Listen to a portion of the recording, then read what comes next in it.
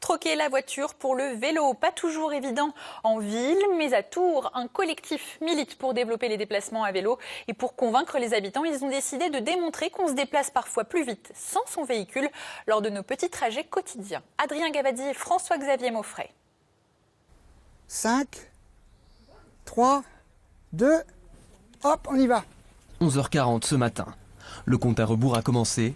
Manuel et Sylvie vont nous prouver qu'en ville, on se déplace plus vite à vélo. Leur parcours, un trajet du quotidien, de la mairie au collège voisin.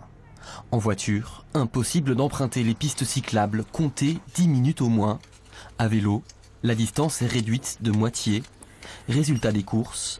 7 minutes 25. J'ai vu que tu allais un peu vite pour moi. Alors, je ne suis pas forcément lente, mais il faut aussi tenir compte des cyclistes qui sont, du rythme des cyclistes, du vent, du temps. Je me laisse toujours avoir parce que j'ai un pédalier qui développe davantage. Et quand je pédale, j'ai toujours envie de me faire plaisir. Et j'oublie les gens qui sont derrière. Peu importe l'allure, l'important est d'établir une moyenne sur 8 trajets différents. Chaque parcours est déterminé par ce collectif de cyclistes.